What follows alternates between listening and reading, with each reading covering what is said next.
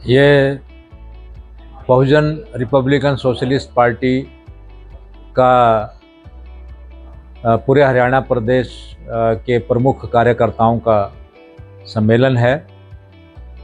इसे हम ये भी कह सकते हैं कि बहुजन रिपब्लिकन सोशलिस्ट पार्टी BRSP का हरियाणा में ये एक लॉन्चिंग प्रोग्राम है। और बहुजन रिपब्लिकन सोशलिस्ट पार्टी पहले से ही महाराष्ट्र और गुजरात में काफ़ी सक्रिय है। वहाँ पर ये पार्टी अपने पैर जमा चुकी है। इसके राष्ट्रीय अध्यक्ष एडवोकेट डॉक्टर सुरेश माने जी हैं, जो पूर्व head of the law department Bombay university रह चुके हैं, PhD हैं। काफ़ी स्टूडेंट्स ने उनके अंडर PhD भी की है और वे काफ़ी लंबे समय तक साहिब कांशीराम जी के सहयोगी रहे हैं। 40 वर्ष तक बहुजन समाज पार्टी के मेंबर रहे हैं और 20 वर्ष से अधिक बहुजन समाज पार्टी के राष्ट्रीय महासचिव रहे हैं। वे इस पार्टी के राष्ट्रीय अध्यक्ष हैं और कुछ 3 महीने पहले उन्होंने मुझे उत्तरी भारत की जिम्मेवारी दी है। मैं बहुजन रिपब्लिकन सोशलिस्ट पार्टी का वर्तमान में राष्ट्रीय उपाध्यक्ष हूं। वैसे मैं माने साहब के साथ पिछले तकरीबन 6 साल से सामाजिक स्तर पर काम कर ही रहा था, लेकिन अब उन्होंने मुझे ये राजनीतिक जिम्मेवारी भी दी है। इसी कड़ी में हम बहुजन रिपब्लिकन सोशलिस्ट पार्टी को उत्तरी भारत में खड़ा कर रहे हैं।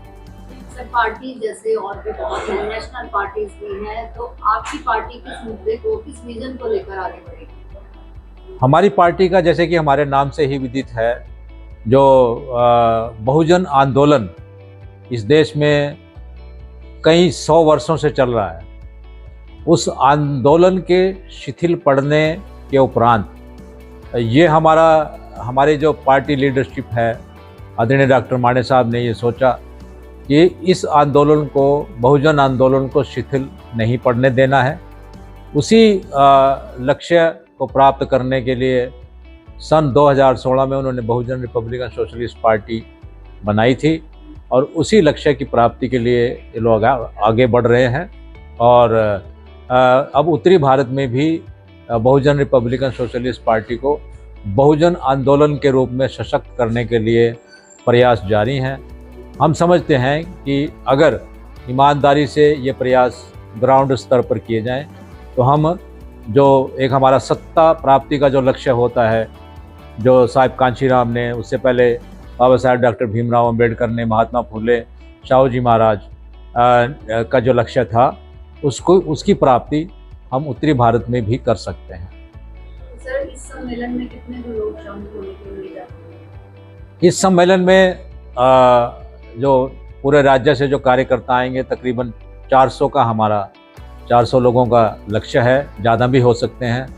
और मुद्दे हमारे वही हैं जो आम जनता के मुद्दे हैं। हमें ये लगता है, और आम जनता को भी, जो गरीब आदमी है, जो आम नागरिक है, उसको भी आज की तारीख में ये लग रहा है कि हमारे संविधान के साथ छेड़छाड़ हो रही है। संविधान को कमज़ोर करने की कोशिशें इस देश में चल रही हैं। ऐसा भी कई बार लगता है, कुछ धार्मिक नेताओं के वक्तव्य से ये लगता है, और कुछ इसमें राजनीतिक लोग भी शामिल हैं ऐसे वक्तव्यों में, कि धर्म को संविधान से ऊपर रखने की कोशिश की जा रही है। आम नागरिक के अधिकार, चाहे वो कोई भी हो, चाहे किसी जाति से हो, किसी धर्म से हो, वो संविधान में ही सुरक्षित है। यदि हम धर्म को संविधान से ऊपर मानना शुरू कर देंगे तो जो हमारे देश के अल्पसंख्यक हैं, जो हमारे देश के दबे कुचले, वंचित, शोषित वर्ग के लोग हैं, तो फिर उनकी सुरक्षा कैसे होगी? तो इसलिए हमारा ये मानना है, हमारी पार्टी का ये मानना है कि संविधान सर्वोपरि है और संविधान की सुरक्षा हमारा मुख्य ध्येय है। और दूसरा ये है कि इस देश के अंदर आज की तारीख में जब मैं देखता हूँ, गांव में जाता हूँ, लोगों से बातचीत करता हूँ, बेरोजगारी की बहुत बड़ी समस्या है। हमारे जो युवा हैं, पढ़े लिखे हैं, बेरोजगार हैं, उनको कोई रोजगार नहीं मिल रहा है। कई लोग जो योग्य हैं, इंजीनियर हैं, और यहाँ तक कि ग्रेजुएट हैं, MBA हैं, उनको 10-10 हज़ार 8-8 हज़ार की नौकरी पे काम करना पड़ रहा है। अंडर एम्प्लॉयमेंट बोलते हैं इसको, अंडर एम्प्लॉयमेंट है। एम्प्लॉयमेंट तो बिल्कुल नहीं है, लेकिन अगर एम्प्लॉयमेंट किसी को मिल भी रही है तो वो अंडर एम्प्लॉयमेंट है।